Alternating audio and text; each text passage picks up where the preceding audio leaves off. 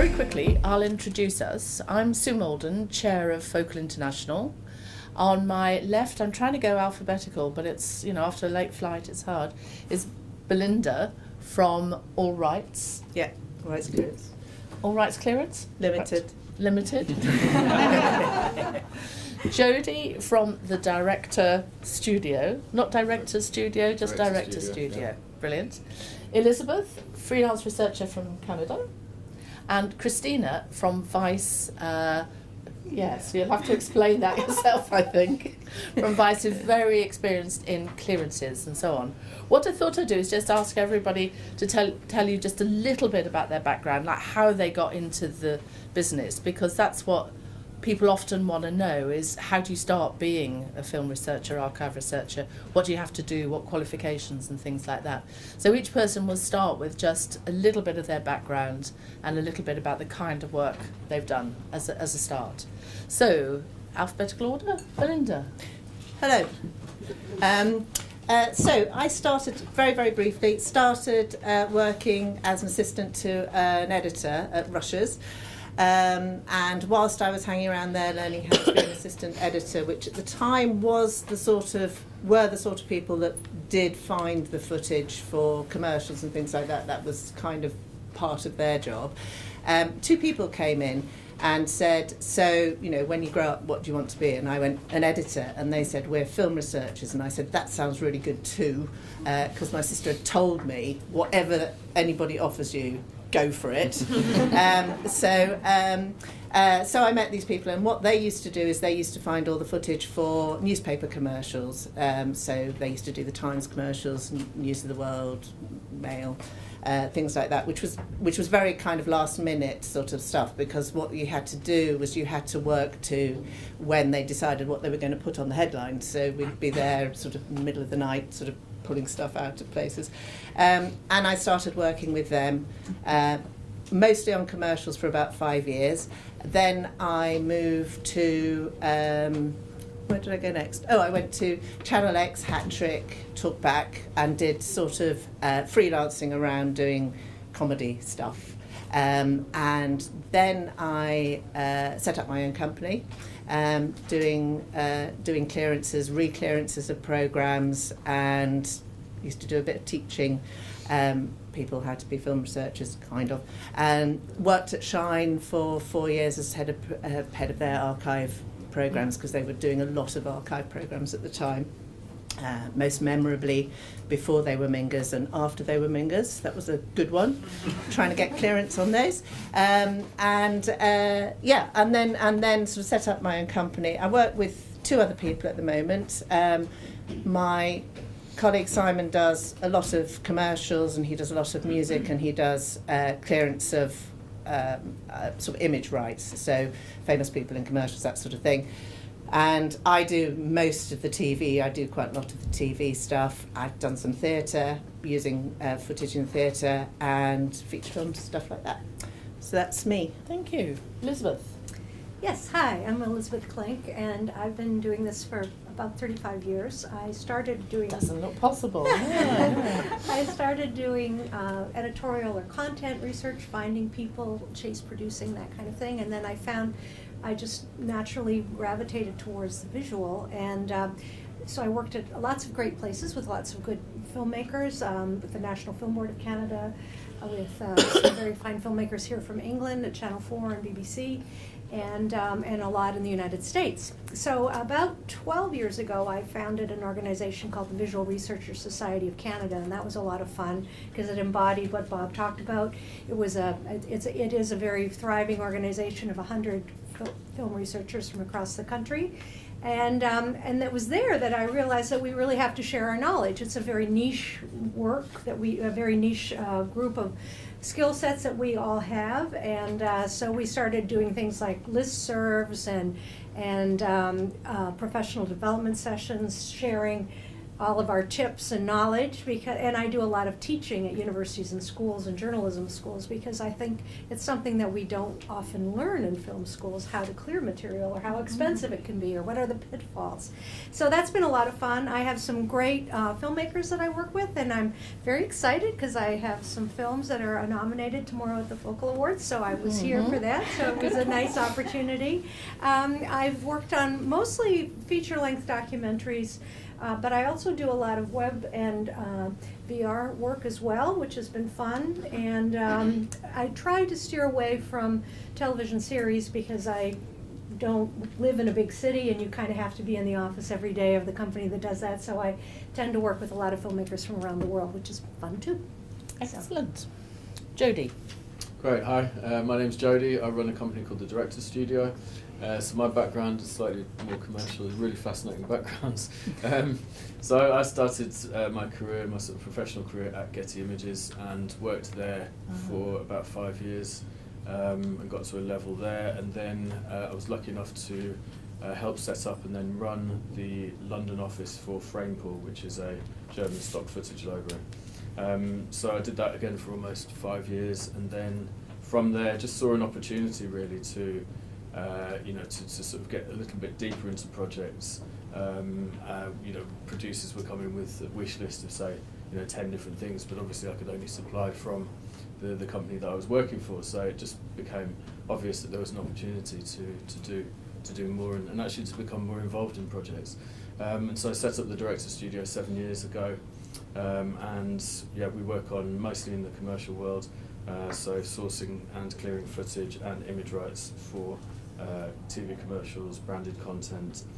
We've also branched out to do a few other things within the advertising industry, including kind of finding, doing story research and that kind of thing, and also helping on pitches, so footage research for pitches as well. That's my story. Can I, just before we come to Christina, just like as an observation, first of all, it all sounds a bit serendipity that you've somehow got into this and don't know quite how. I think or why maybe even. And I know there's some very experienced researchers in the audience, but there's also some very young faces. And quite often a question is it just luck, the right place at the right time? As you said about training and teaching, there's not much information out there about how to be an archive researcher. I think the other thing that's quite difficult about doing film research is that very often you're the only person on the team that does that. So I think if there are people that don't know anything about it and are quite interested, to be an assistant production manager or to be a runner on the team, and then to get some sort of idea of how that works is probably how people get in now. To be in a production team of some sort, doing some sort of role, and then to sort of become it. Because believe me, 9 times out of 10, if you put your hand up and say you want to do film research, everyone goes, fantastic. Yeah. And you never get out of it. Yeah. Oh, well, that's the number one tip. Could I do a bit of directing? No, because you're doing film research, just stay here. You could just do all that copyright. So I think probably, because I suppose like a lot of things now, getting training to be a freelance is quite difficult in any. I think you just have to be keen and you have to be interested in doing it and learn it from someone else. I think the other thing is that once you know a few people who do it, in my experience, everybody's very happy. When I first went freelance, I've been working in commercials, and I first went freelance working in TV. I'd get to the end of a job and I'd think, I couldn't find something, or I didn't know how to clear something. And I would phone someone up and I go, look, I've done this, and this. Is there something I'm missing? And I still do it now. I still do it now where I'll phone up colleagues of mine who've been doing it just as long as me and say, do you know what, the paperwork, or have you ever used this without clearing the third parties or whatever? And, what happened when you did it. Yeah, so I suppose networking, and to be able to network. Yeah, and I think as film researchers, because you're invariably on your own in a team or one of very few, I mean, not always. I Mm. mean, at the moment I'm working in ITN Productions for a few weeks, and I've never been surrounded by so many film researchers. It's a bit heady. Yeah. But I think if I can say, obviously you employ people. Jodie, you employ people as researchers. As we say, in mostly a on a way. freelance basis. Yeah. But And absolutely. again, through Focal, we're always trying to encourage knowledge about researcher jobs. Your grouping of Canadian researchers. So we're very much a kind of industry that does a lot of self-help in a way, because you don't get it from anywhere else really. We have to support and help colleagues who want to get into the business, as you say, with advice or just connections and so on. So the first question I wanted people to address was really how they personally got started, what can you learn from that, but just for generally to talk about how people do get to become a world-renowned archive researcher. And it's not easy, but it is very important to know about these different networks, which you can find out through Bob or through Focal or the contacts of people who are here. And everybody within that is always very helpful and supportive. So you'll always find people who will help, either with work or, as you say, answers to particular challenging issues. Because quite often I think the researchers are almost making it up as they go along when it comes to clearances.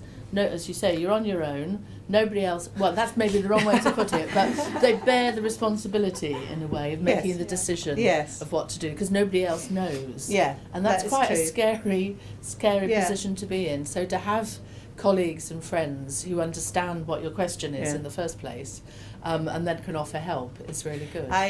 Sorry. No, carry on. No, I was just going to say about that. You're right. I mean, it is very often everybody looks to you and goes, "So, is it all right?" Yeah. And I mean, I've said this to people before, and I probably bored other people with it. But generally, what I do is I take a moment and I think, if I'm standing in a witness box and somebody says to me, "What on earth made you think it was okay to use this footage?" and I can come up with a reasonable answer, Yeah. then it's okay. Yeah. Good. Yeah. Okay, Not so to worry there's the anyone. answer. Stop. Yeah. Christina, I mean, rights clearance is very much your area, but if you'd like to give us just a little bit of your background Oh yes. first, and then. I did start. I'm not an archive researcher anymore. I was for the better part of a decade, and I think like most people in this room, I then got so entangled in copyright that decided to move into law, and that's how I specialised in copyright and intellectual property really. Mhm. So, but for the better part, I started working with a company that used to license material on behalf of publishers and museums. So it's quite a different background from the people in this room. And then I moved on to create my own company, which was called Owls and Eagles. It doesn't exist anymore because one of my clients ended up being Vice, and they didn't have a rights person. So I essentially created the job for me. And Excellent. which worked out well for me. I'm hoping to increase the knowledge in the company when it comes to archive research. And because Vice, for those in this room who do not know Vice, it's a relatively young company that used to produce online films, who only recently moved onto television, works internationally, started in Canada. Started in Canada, moved on to the US, and now it's pretty much everywhere in the world. And it grew very quickly, but it still started as a bunch of people creating online videos and putting them on YouTube with pretty much no understanding of how to do clearances. Yeah. So that is it. And when the first thing that you do on your first day in the job is, okay, can you please introduce me to the archive team? And they go, okay. What? Yeah. And then, so do we have deals with libraries? And they still look at you with a blank face. And say, okay, so there's something to build here. So we're there. We're working on it. And we have started to use freelance archive researchers because they are needed. Because as you were saying, it's a job that most people who get into TV production do not want to do. They start as Or they see it as a step on But they want something to else. deal with the people and the filming. Yeah. So I want to become a director, I want to become a producer, I want to become this and that. Okay, so who's going to do the archive research? The production coordinator who doesn't know where to start, and then will make a mess out of the paperwork, and then that's when it becomes a necessity to call Yeah. somebody in who Well, knows how to one do of the that. things you said you wanted to talk about was the rationale behind Calling for the hiring second time. hiring a researcher for a second time, Yes. from the point of view of the company Yes. hiring. If you could just go back a step as well, and also, if it's possible to talk, what I thought was the more difficult question is, what's the rationale behind hiring a researcher in the first place? Because I think, again, many people in the room must have been in the position where Yes. you pick up a real mess of a job where the company thought they didn't need a researcher at all, they could all muddle through, they could get the runner to do it, it's all on YouTube, etc., etc. And then at the last minute they realise they have got to get an expert in. So I don't know if you wanted to add a bit to that, but also Well, the it rationale for the second The rationale for hiring. the first time, as you Yeah. say, is sheer panic. Is Yeah. the person who put together a bunch of videos, and I'm not going to talk about Vice in this specific Mhm. example, but when I was working on my own, I did this film for a politician, and he had gotten people out of college who wanted to be producers, who put together a 60-minute film that was essentially just archive downloaded from Google Images and YouTube. And all of a sudden they wanted somebody. That's when I came in as a researcher. Uh-huh, They wanted yeah. somebody to clear that mess. There were no spreadsheets, no negotiations, nothing at all. It was given to me just to say, can you clear this up? And I know that at the beginning of Vice, this is how, we need a freelance now to clear this up. Started as well. So that is it's the panic, and it's very much a freelance job. Also, when it comes to productions, every production will have the freelance production manager, the freelance production coordinator. It's a team that comes and then goes as the production goes. So. So as a team, they don't necessarily learn from their mistakes because they don't come together. Exactly. But I think- individuals And that's an do important with a point bit of I'd luck, like and I to think address. that's yeah. And one of the problems we found with most of the researchers that come in, it's an entry-level job. Often in North America, it's an unpaid intern job, and then they move on to something else. And so what we did in Canada was we negotiated preferred rates for our members. And that way we could, it was for many reasons. It provided us job security because we could say to the producer, what we say with our preferred rates that we've negotiated with 40 different archive organizations around the world will pay for our contract, so then it's the same as hiring an unpaid person. But B, the archives are much happier working with someone who's a professional, who Absolutely. understands the legal Definitely. implications, who understands the formats, who understands all of those kinds of considerations, instead of, the nephew of the director who's going to be there for 6 weeks and will call up Getty Images and say, what do you have on World War II? That kind of thing. So I think it's really important to put in place systems that create jobs for people, maintain their jobs, so that you become known as an expert, and that's how you become world famous, perhaps, ultimately.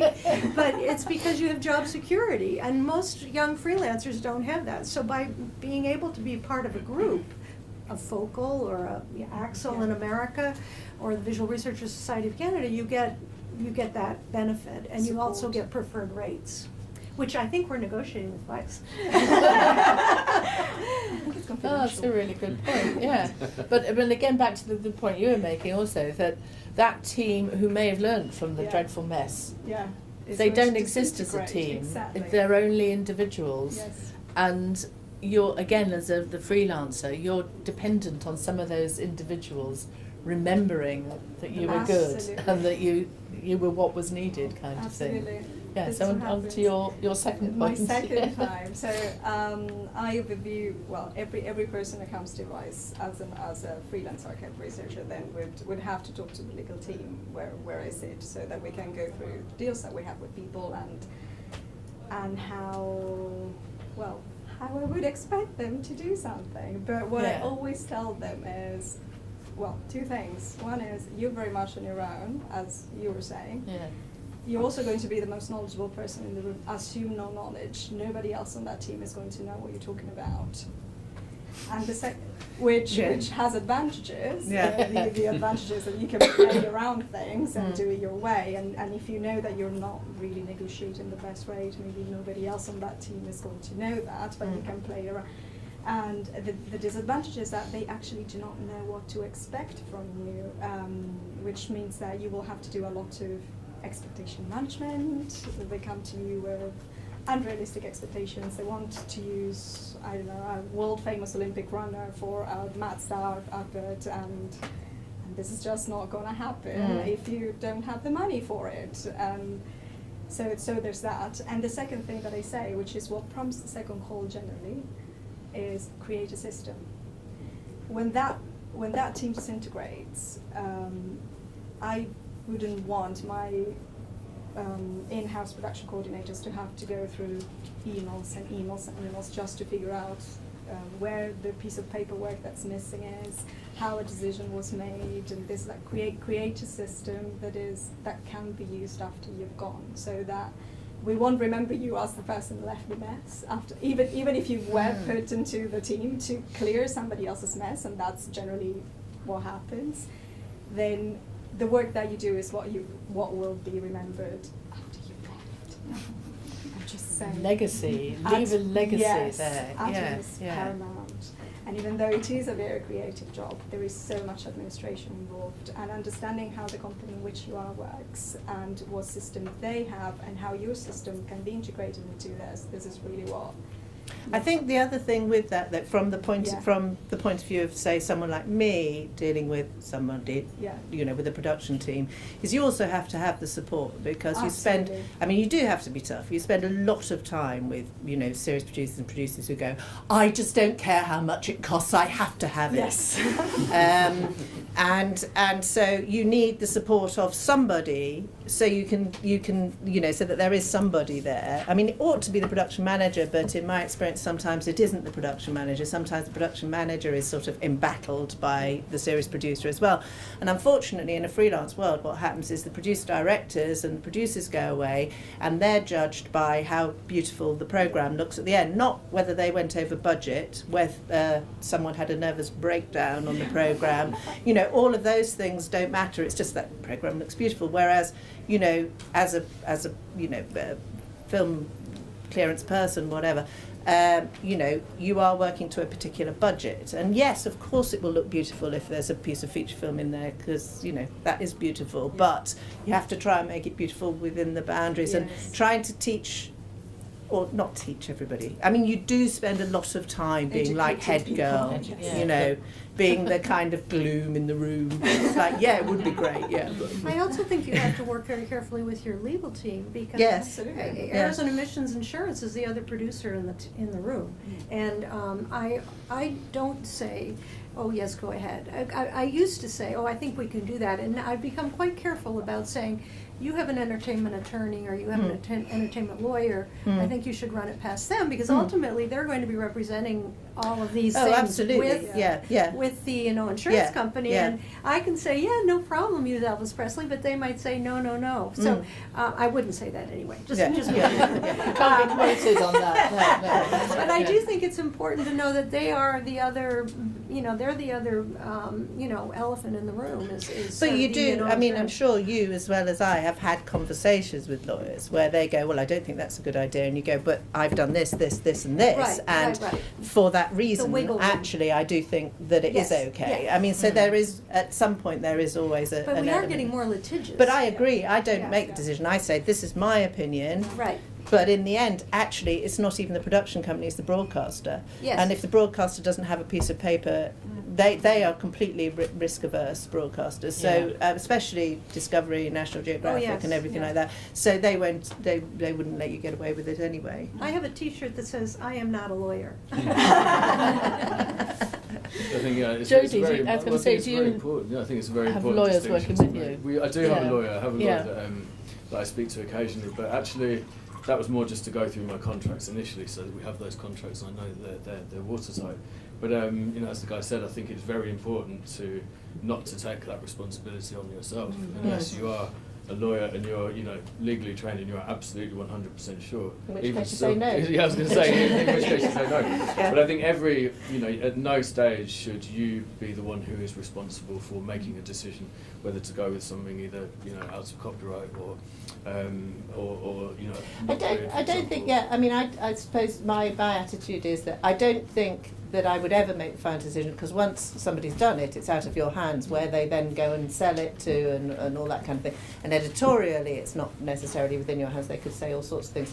But I do think that one of the things about having done the job for a long time is that, you know, in certain circumstances, people do want to know what your opinion is. Oh, absolutely. And you can say, based on experience and other people's experiences and what you know, that Right. what you know why you think something is all right and why it might not be.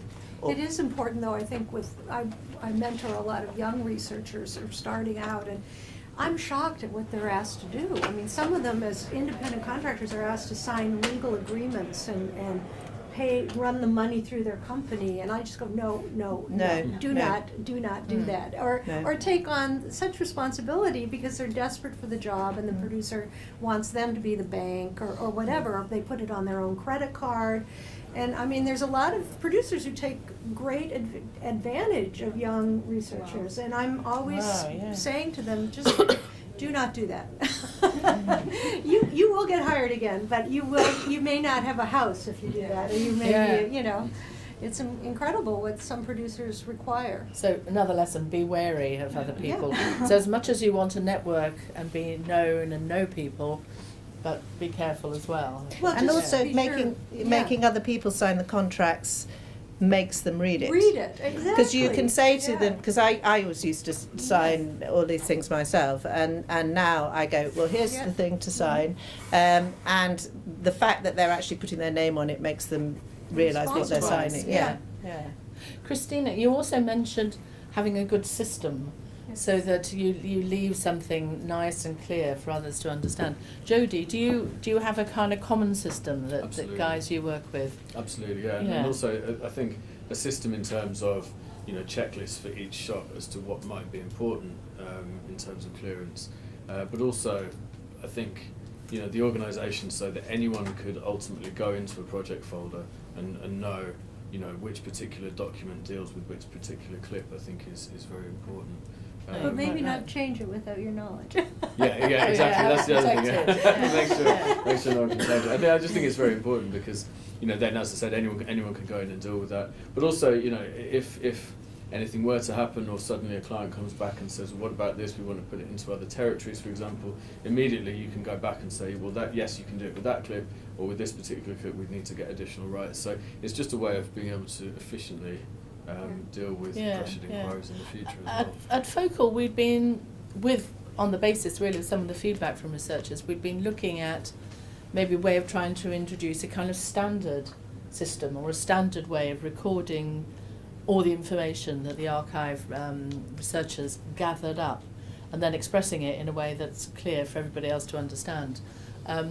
But I think what we found is lots of people work in different ways. But I still think that in principle it would be quite good if there was a standard way of logging everything. Well, first of all, making it clear what information should be recorded and kept long term, and then a system in which that could be sort of formalised in some way. So watch this space maybe. No, I think the only problem with that in the short term, just to, you know, be awkward. Just to be a nuisance. Is that things change all the time. So you know, the news goes to Getty, or Getty basically by everyone. In which case it does make the paperwork much easier. Much easier, doesn't it? And people change agents and those sort of things. So although you can have a standardised template, over time, I suppose it's the same with everything. It's the same with music, isn't it? And you've got sound mouse and silver mouse and stuff. So I guess it's doable, but it is just how things change around, and just a warning there to some extent, isn't it? And that again is where the networking business is really important, because that's how you pick up that so and so's moved here, or they've got the rights to that now, or whatever's kind of changed. I mean, you know, the elephant in the room is basically that Excel is your friend, isn't it? Yes, yeah. Although I have to say, through Focal, we've been talking to Soundmouse Yeah. to see if there's some way we can work with their system. really? Yeah, you look really pleased at the idea, so I won't. Well, go I think on, the only thing, I mean, I determinedly don't try and get involved in filling out those things, but the automation of it is such a nightmare for people that I see, because the thing is, when they do that, we should probably discuss this later offline on this. We'll go for a flight somewhere. When people are actually doing it, it's very, very time consuming, and it's all being done after the program is made. Yeah. And if I was trying to do that in the middle of a program, I would shoot myself, because things come, you know, they fill in all the boxes and then it comes back rejected. It's all changed. Yeah. Or rejected. Yeah. And every single piece of footage that you have from a particular program, in whatever order, and you have to do it in chronological order of the program, has to have all of the information in it. So you've got a 2-second cut, which has to have all of the copyright information in a little box, and if you don't put it in right, it just comes sailing back from wherever it is in the sky that it goes to. In the cloud, somewhere. Yeah. And I think there's a difference between doing all of that paperwork in isolation after a job, but in the middle of it, it would just Difficult as just you're be going a along. nightmare. Yeah. But that's good luck with that. Yeah, okay. Well, I'll let you know. We'll road test it with you if we ever get that far, kind of thing. But I mean, that's another important point you've made for a researcher, that quite often the length of time they're contracted to work on a production is never distributed in quite the right way. So often the archive researcher is not there at the end to do that paperwork. No. And it's just a nightmare for everybody when that's the case. It's also a question of the best use of your time. I mean, if you're an ace negotiator and you find things that nobody else has found, would you rather be paying me to do that, or would you rather be paying me to be inputting data? I mean, I think there's lots of people who love inputting data, and that's a very important part of the job, but that's something you could hire someone at half the daily rate that you're paying someone like me. And I always think sometimes producers get really tied down to that little box in the system and everything, and I think it's great for them and it makes things very easy, but they're using up the hourly rate or the days they have allocated for kind of that kind of work, and they're not getting the most interesting magical material that they could have for the projects. So it's always a balance, isn't it? I suppose that's another part of the job, is having that discussion to start with, have it really clear who does what and what's fallen through the cracks. Yeah, because a lot of material is not not available online. A lot of material you really have to dig for. A lot of material is making the contacts. One of the things I use a lot is an obituary. This is one of my tips. An obituary has lots of great information because it has the names of the estate and the children. It often tells you the school they went to, and that's often where they'll donate their papers and their photos. And I found great things in university archives that nobody else has. But it also tells you when they died and their real name and all of these other things, and so you have that's the digging, that's where the fun is for me, is finding that stuff. But if I had to sort of input every 5,000 reels that I found in a municipal archive in Alsace-Lorraine into a spreadsheet, it would take away from me doing something else that was probably equally important to the film. Yeah. Can we move on back to you, Christine? Well, you might want to answer, yes, you must fill in all these boxes. But obviously it's a compromise. It is a compromise. And therefore the conversation at the start of the project, I think, is so important to work out. Which is why I tell them, create a system. Yes. And start from create a the- team. Maybe somebody who's Yes. learning would be great for inputting that material, and you pay them less, and then you pay someone else who's doing the negotiating and the finding. It also gives somebody, maybe a more junior person, a lot of insight into sources and all that sort of Exactly. thing. That's So, what I mean. It's a mentoring exactly. So it still is a learning process. Yes, you say it's a mentor in some way. Another thing, Christina, you wanted to talk about was the how archive research works in an international sphere. And I'm going And to share this with I was going to say, you two, but I'm sure you two also do international work as well. So, but we might have different perspectives. So it'd be really useful if you I wanted think it'll be pick that. okay.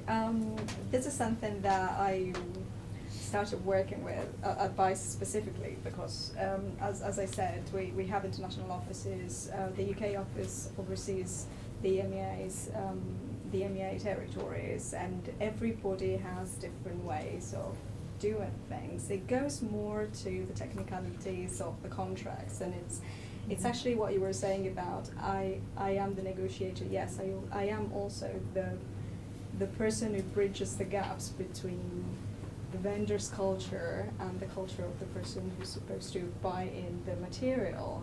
Sometimes even as far as yesterday, something happens that UK-based vendor would not sign an American license because American licenses are notorious for wanting you to give away all your rights and for your children and up to the third generation, and you must be that person that explains what it is that really has to be done with the content. So it's more a matter of understanding how different jurisdictions work, what the sensitivity around copyright and what they create is, how they feel about their own content, and whether that can be translated into buying that content and placing it into your product for distribution rights that they would have never agreed for before. And also there's a matter of knowing, mostly from a legal perspective, knowing how you would be working internationally in terms of knowing for use and for dealing, and how civil law and common law different from a point of view of copyright, which is something that everybody on this table obviously is familiar with, but it's something that I feel adds to your value as a researcher, because you're then able to raise that issue as an issue, and it's something that maybe somebody else would not have brought out, and it's something in the long run somebody will need to sort out. Yeah, you're quite right. I mean, just a simple thing of difference between fair dealing and fair use. Yeah, and there's a lot of urban mythology. There's an around awful that. lot of rubbish talked about that. Yeah, sorry, and urban myths, which is very important that the researcher understands that. I think also there's something you mentioned earlier, Belinda, about image clearance as well, which seems to be something that's crept in, particularly from America, as an issue about the. I think there's a difference between what Jodie does and my colleague Simon. I mean, I do some commercials, but he does a lot more. Is that basically, if you're doing a commercial, everything has to be cleared. Everything and everybody, which is different from documentaries, which is different from entertainment programs, which is different from magazine programs. So I think that's kind of one of the differences, and knowing the differences. But I think one of the issues is, as we were saying earlier, is that the broadcasters have become completely risk averse, so that you go, this is absolutely fine. This actor did sign an all rights clearance. They are due no residuals whatsoever, but the broadcaster will go, I don't care, I want a piece of paper. And you then, what's frustrating if you've been doing this for quite a long time is that you know that you're establishing a precedent which is unnecessary, where suddenly everybody goes, oh, well, should I have some money as well? Can I have? Because of course, it is extremely rare for you to phone someone up and say, well, I mean, there are ways of asking the question, which we all know, but it's unusual to phone up and say to somebody, is it all right for us to use it, without them going, yes, how much is in it for me, which they're not necessarily due. So you then have to have that conversation where you say, well, actually, there's nothing in it for you because you're not owed any rights. And then there's the sort of out of courtesy we should ask these people. And all of those sort of different levels are frustrating when you've got a broadcaster who just goes, I don't care, let's just clear them. Let's just pay them.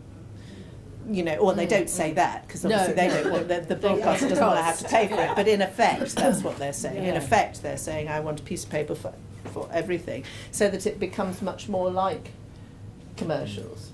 They're going, well, is that person in the background, likely to complain? It's like, well, why would they? Yeah. But I think that's what we're partly responsible for. I know I worked on a film, it was all photographs it was a 90-minute film, only photographs taken between May and September 1945. And it was great. It was being done for Nat Geo, and I was having a great time till I met the lawyer, and she said, "Now I want a release for everyone in those photos." I said, "You mean that person with their wheelbarrow carrying their worldly goods in May of 1945? You want me to track them down and get a release?" She said, "Yes, we'll need a release from us." And I just said, "Well, then let's just pull the plug on this production right now, because that's not going to happen." I mean, most of them, I didn't even know who the photographers were. They would say, Army Corps or whatever. And I think that's one of the things you're dealing with sometimes with broadcasters and distributors, as you say, who want so much paperwork and so much assurance and your first male born, as you mentioned, and then the reality of how you go about doing that without costing a fortune too. You know. And the sadness and the as you say, the flip side of what we do is the sadness then of not being able to use something which is great. Right. Or lovely, Yes. or really would make a difference, and your Because hands you don't are have the tied paperwork. because they go, well, I know Jodie, you used to work for Getty, That's didn't right, you? Well, yeah. somebody at Getty was telling me this was for a one-off advert that they found a classic picture that they wanted to use, but exactly the same thing. They were told they'd got to get all clearances. So what they did was got an actor's face and superimposed that over the face of, I think it was a coal miner or somebody like that, because obviously they couldn't trace the coal miner at all. So they just put an actor's face there. oh, it's a whole other can of worms. So there you Very Photographers, changing the image. Another, Well, I think if you have the approval of the photographer, I think that's actually quite a smart way. Yeah. Smart way of doing it. I mean, Well, we're doing something at the moment where it's GoPro footage that we've licensed. Well, we're licensing from YouTube, and it's a guy on a kind of boat tour, and there are shots where we have recognizable people that are not part of this guy's family and friends. So obviously they're untraceable. The agency putting kind of water drops on the shot to hide those faces. So again, there are clever ways around. yeah. what I you think the need coal to do. miners, you could just do a little smudge. Exactly. Yeah. We're approaching we are on 12 o'clock, but I just thought one last question, if that's okay for everyone, is just to have a look at what are your views on about how the job has changed over the years? Jodie, do you want to start? Is it exactly the same as it was? Absolutely what are the not, key no. things that have changed? Absolutely not. I think from my point of view, the key things really that have changed are that we're sort of less dependent on traditional sources for material, imagery and footage. Digitisation has really opened up a whole world out there, and we tend to license now probably 80% of our content, from independent filmmakers, from people we've found through Vimeo and YouTube, so not really through those traditional Not the sources. traditional. And I think it's good because obviously it has really kind of opened up a whole world of possibility, but it's also opened up a can of worms in terms of rights and clearances and that kind of thing. But also clients now expect. I mean, I know this is actually probably what hasn't changed is that clients expect the world, and they just assume because you can find it online that you can clear it and use it within a commercial, which obviously it's not quite that simple. And I think with that, the other thing that's really changed is this sort of, particularly in the commercial world, I mean, is the sort of trend for authenticity. People really want authentic content. You can't recreate user-generated content, for example. So there's such a huge world out there of clearing that kind of material. Those are the biggest changes for me, I think. Yeah, thanks. Belinda? I was going to say that I think one of the biggest changes is that when I started, actually finding the footage was the biggest challenge.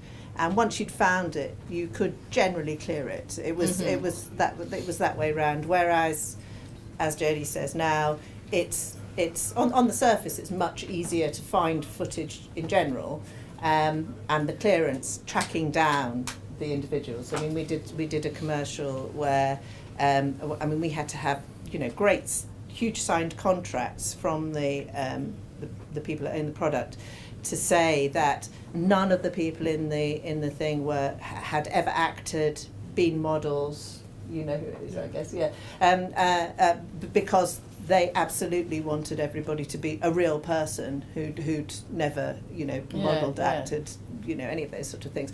And so you can spend a lot of time, you know, phoning up a sort of T-shirt shop in Minnesota trying to find out whether the brother of the person that you actually who appeared in the YouTube. But that is that is the fun part of it. I mean, that is really good fun because you do feel like a detective. And you know, and you do freak people out. Just go, I'm just phoning you up from a production company in London. I just wondered, is your brother called? It's like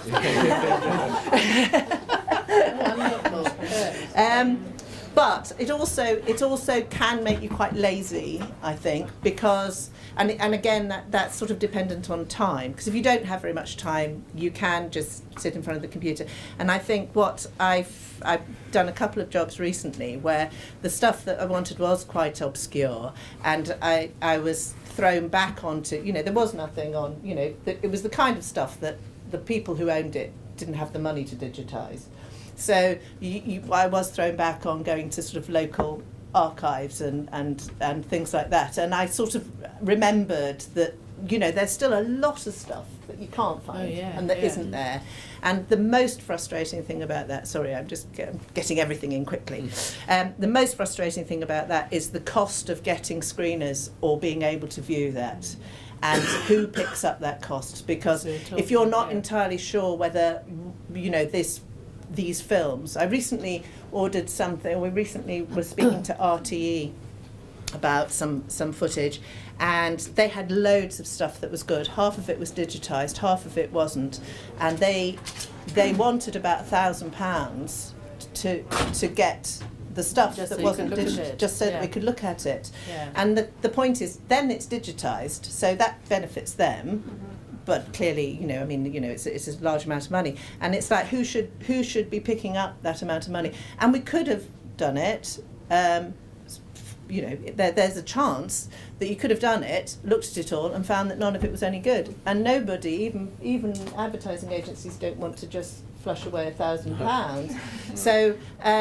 That's very frustrating, I find, because the cost of getting screeners, and you can't even go into libraries and view stuff yourself now, and that's really tragic. And I don't know, because I haven't worked in a library, but I hear people from libraries saying, oh, it's really frustrating because we only make money out of 10% of our content or something. That's because nobody can see the other 90%. Yeah, that's a big lesson, not just, I mean, for researchers to be aware of that, but also for the libraries and archives to be aware of that. Because I'm quite happy to waste my time. You know, I'm quite happy to sit there for a day and go through rushes and stuff like that, which is where some of the really good stuff and interesting stuff comes from. But if you can't get in anywhere and there's nowhere to view it, then I can't buy it. Yeah. Well, maybe that's a message that, again, we all, Focal as well, should take back to the archives, that this is really an important issue to start thinking a bit more creatively about how you can open up all this stuff, because probably there's only about 2% of all archive content that's actually accessible on the internet. I mean, I've just made that up, but it's some silly little figure like that. It's 3, I think it's 3. Okay, cheers. So you heard it here first. Confirmed us. Between 2 and 3%. Well, it's actually the point I'd like to make about this wonderful job that we all get to do.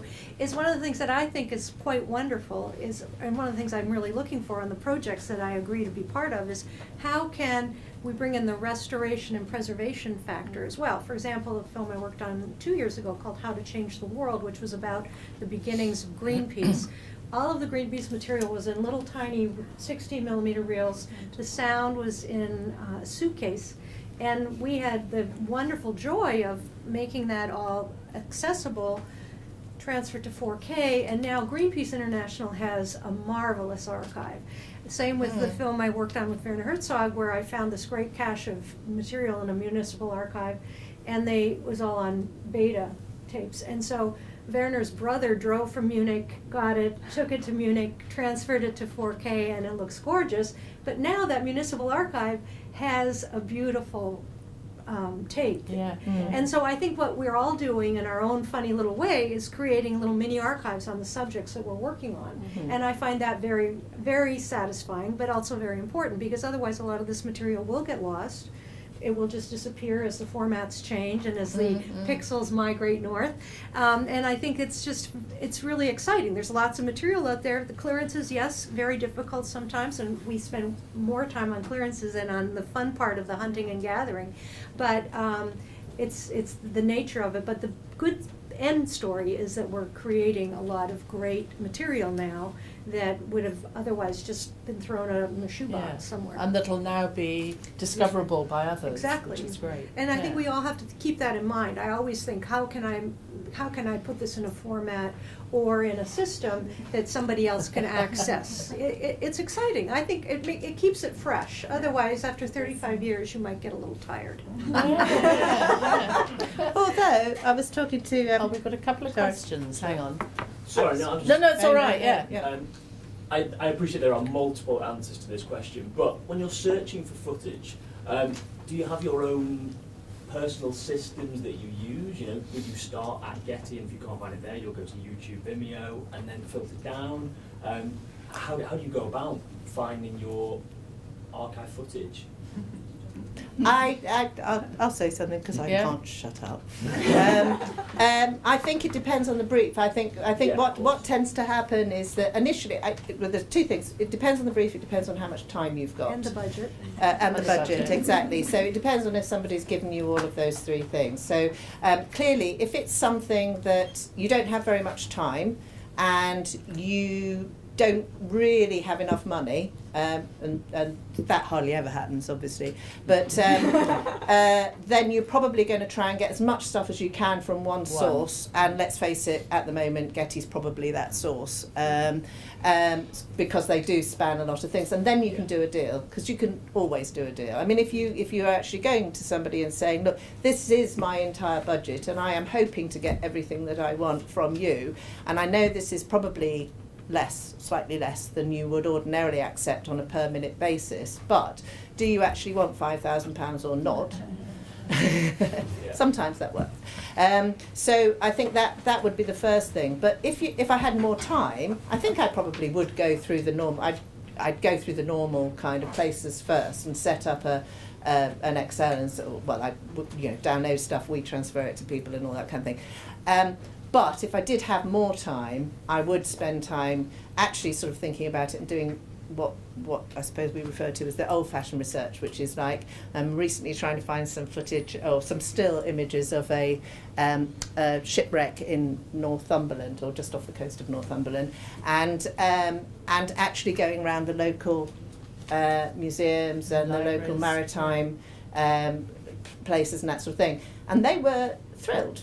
And they've got everything that you could possibly want there. Whereas, Getty had one image, Mary Evans maybe had one. So there's loads of stuff, but it's not, they don't have the money, they haven't as yet digitised it or anything like that. Right. So I think the main thing is time and cost. That's what I think. Yeah. I also think if you can start with public domain and get as much as you can from public domain sources. For example, in America, there's amazing material at Library of Congress and National Archives, and a lot of defense organizations have great material. And so I get as much as I can, because sometimes I have great, lovely budgets, and lots of times I have lots of oatmeal and the meatloaf kind of budgets. So I have to stretch that little bit of meat that I have in my meatloaf. And so I get as much as I can from public domain, and then I save my money for the material that I absolutely have to have, and then I'm going to have to pay big money for. So, but I don't go to Getty Images and say, do you have a street shot of Ohio from 1963, and pay their big bucks when I can get that for free from the library, from the National Archive. I think that's a very, very good point. To look at very specialist collections, or very focused on the area or the subject that you're after, and then also look for free sources. So quite often ringing up companies who are quite happy for the advertising. They want their images to be seen, because their main drive is something completely different from making money out of licensing clips. their marketing budget is run a completely different way, so they'll quite often let you have stuff for free. As long as they put it in writing, that's what they've done. But I also think it's important that we support small archives. And I see some faces here in the room, because if we all just go to rhymes with petty, starts with the G, we will only end up with that as our source. So I think we have to look at the specialized, the Reelin and the Years, the Global Image Works, the people that are doing specialized science and natural history collections, and really go to them, because otherwise they're going to have a hard time keeping abreast. It's too consolidated now, in my humble opinion. There's too many buying up of when ITN got bought up by Getty, the BBC. I mean, what's next? The Vatican? But that's their long-term goal. I know. Is to push out the market, push out the competition. So support those yeah. little guys. Yeah. Little girls. Well, I mean, the one thing that we should make clear is that Getty haven't bought any of them. No. They're they just representing them. right. But they have a over a limited period and stuff, and whether that was Getty's objective or whether ITN went to Getty first, I mean, who knows? You do. Yes. But also, Sue, Sorry, can I just yeah, add sorry, on hang on a that, we're minute, just yeah. talking about kind of budgets and balancing things as well, and the value of footage. I think it's very important from coming from a commercial aspect. A lot of ad agencies will try and push budgets down, incredibly, to try and get the best deal and to make things work and save, put money into other parts of the project. And I think there's a real importance that, if as a researcher, if you're pricing up and licensing, that you really hold and be very strong on the value of particular pieces of footage. If we're working with a filmmaker, from a filmmaker that we've come into contact with, if they don't know how much a piece of footage costs or should cost for a particular use, we don't go in and say, oh yeah, it's 50 quid. You actually give them a very fair market. Got rate, quite an example of that as well, actually, because it's somebody I know is working on a project for a car, and what they were looking for is I mean, you may have seen it was a while ago, but it was a car surfing on the waves. And so they wanted archive, they wanted to put it together for a pitch, and then they had this idea. They were all going to go off on a jolly to, sorry, I didn't mean that. They were all going to go to Puerto Rico or whatever and film it all themselves.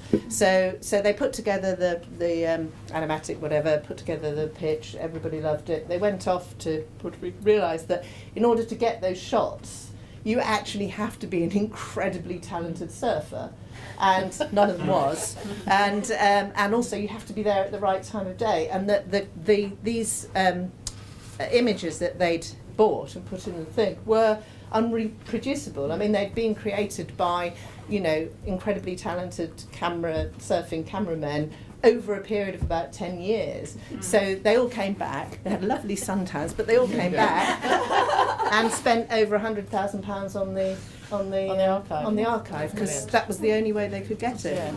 Yeah. I mean, I think Jodys that's a really important point you made, that to the role of researcher to sort of keep up the understanding of the value of archive. So when I was saying about looking for free sources, you keep that to yourself, kind of thing. You don't say, "Oh, I can get all that free." I think you also have to look at the quality as well, because sometimes it may be just exactly what you want, but then when it comes to getting particularly commercials, I mean, commercials are incredibly fussy about the resolution, and I mean, whereas in a documentary you might be able to get away with something. But there are also a lot of archives are selling public domain material and charging a lot for it. So that's I think it's very important too in terms of the point you made about using that material, especially in natural history projects. Like people think they can just go out and do a nocturnal shot of a raccoon giving birth on Tuesday, and it doesn't always happen. So, I mean, that's why I think it's great. And one of the jobs as a researcher is I'm constantly saying, well, the reason archives charge things is because they have to store this material, they have to catalog it, they have to keep it, they have to hire someone to sell it to us, and so let's give them our business. I mean, it isn't all going to be for free. I didn't want that to sound like I'm all for free stuff, but I'm saying to stretch your budget. Sometimes if you have a little budget and if you're starting out on a small project, then you just have to figure out strategic creative financing. We've got another question at the back there, and then Sticking with the budget theme for a minute, Yeah. but restricting this perhaps initially anyway to the UK broadcast situation, so not commercials.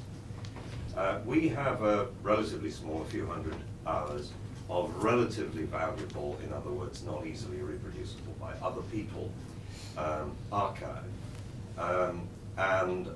Of course, we expect the initial conversations. My colleague who deals with all this says it's a vanishingly small number of encounters that start with a kind of budget number.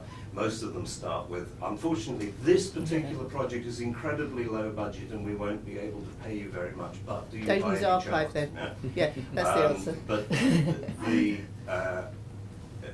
the most extreme she had was somebody who ended up paying literally 10 times eventually the initial figure mentioned.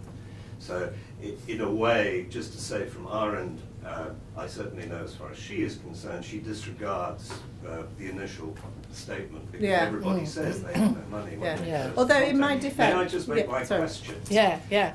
My question is that, however, becoming increasingly true? If, as it does appear to us, the UK broadcasters are squeezing everybody, there are network BBC shows that are living off runners, although they won't they admit wouldn't that to the say Daily that. Mail. There are all manner of examples in terms of the vanishing amount of money going into training, the day rates for cameramen, and. The Cinderella is footage where we saw, starting 10 years ago maybe, where you said you get the runner to do the clearances. The budgets year on year do genuinely, so guess what, I was actually making a point in your favour rather than the other way around, do appear to be getting squeezed. Yeah. What is the long-term future for this trade that we used to find so agreeable 30 years ago, that is now increasingly one of, well, actually, they can only do it for free, or they can only do it on fair dealing, or they can only do this, or they can only do that, which leads to no work for film researchers longer term, and not much value Not much money. for archive content Can- holders. Yeah. Sorry. I don't think everybody doesn't have money. I think I work on. There are times when I ask favours of people that I work with a lot. There are times when I say, I would say this, wouldn't I? But I am genuinely honest. There are times when I say, actually, they don't have very much money, but they would like to use this, and it's within the archives. They can say, no, I'm sorry, we just can't sell it for that. And there are times when, I've had conversations with people that I deal with a lot, and they go, oh, well, we could probably knock a bit off that, and I go, you don't have to. My There's question money. is actually a historical and projecting into the future question. But I about think the it's squeeze projecting on the in industry. a way, as an optimist, what I would say is that the more television programmes you have to make, the more archive programmes you're going to make, and the more they're going to have to invest in archive. So I don't think that it's going to end up where people don't want archive. I think that actually they're going to want a lot more of it, and it's also, and there's always so much more of it anyway. I think also there are changing models as well. I mean, obviously you're talking about specifically the UK broadcast market, but you look at digital channels like Netflix, for example. They have such a huge amount of money and they're constantly creating content that looking to the future, I think that's probably where a lot of content will come from those channels. So I think And they want all rights in perpetuity, including Pluto. There's no halfway with Netflix. They have a very specific media buy that they want. But to be fair, sorry. I'm Yeah, just- no, No. yeah. Speaking from the point of view of a company that is a TV broadcaster going into the future, hopefully, when I started, my question was, how much money have we got for archive? And the answer was 0. And now there is budget for archive, and it's increasing. So while I cannot promise that we will be buying archive from everybody, it's also a matter of educating people about the value of archive and what it can add to their productions. it's going to take some time, but I don't see that as a squeezing industry. If anything, the other way around, which is what you guys were saying. It's more. Should be growing. Yeah. Nevertheless, it's a very, I think, a very relevant question. I mean, if this For the room was future. full of producers rather than people in the business that you're mostly in, you'd be hearing a very strong call to say, this year I had to make the same show I made last year, and I had to make it 8% less. Yeah. And they will tell you that from drama, high-end drama, right the way through to documentaries on BBC 4. And this is year on year. Yeah. So I'm not sure I can give you a positive. Yeah. No, I understand where you're coming from, but I think Jodie's point about like Amazon and Netflix, relatively we all have to look for new recently, markets and yeah, places to work. they're a really refreshing approach to television that could well change the direction we all kind of thought it might have been going. Did you see what happened in Cannes this week? Yes, I don't know if doesn't they it said show it? Netflix was so refreshing. Yeah. One last question, this guy here. Yeah, it's a slightly different question. It's just regarding like the stories that we heard about going and archiving footage that that wasn't previously archived, and how that gives you a nice feeling. And, Yeah. I'm coming from the side of a production company. I work at a production company, and we're looking for different kind of, obviously, revenue streams and ways to use our time. Do you think it's a good idea for somebody that has the means to go to, say, museums and start archiving footage for them with a view at working out a business deal in terms of that? Yeah. Is that something that is I think useful, that's a really good idea. There are a few companies who are doing that, who, rather than being production companies, were set up initially to offer a digitizing service to large archives who were perceived to have money. Whether they did or not is another matter. And they have then started switching into acquiring footage, digitizing it, because they're set up to do that, and then starting to license it in some way. So I think, for production, for what you're saying, it's really well worth pursuing, and to hunt around and find these niche collections, which good researchers can help you find, because they already know about a lot of it in a way, and then come to some interesting deal. Yeah. One of the things production companies don't do, I find, and I'm always saying this to them, is especially if they've worked on, say, for 10 years, and they brought in a lot of public domain material, and then it just gets shoved in a storage unit somewhere. As I always say, start your own That's what we're looking to archive do. in-house Yeah. with making, it well documented and well, and And look at your own rushes And as look at well. your Yeah, own that's what we material. do. Yeah, Run and through of that. course have your system. Yeah. And see whether you can exploit your own stuff. Yeah. don't keep buying that 1943 tank over and No, over. We're nearly 25 past 12. I don't think there was anybody else meant to be coming in here, and Bob did say we could overrun, but we maybe have overrun, enough kind of thing. So I'd just like to thank everybody on the panel. It was brilliant. Thank you all And very thank you. much. You enjoyed it. Thank you all for questions.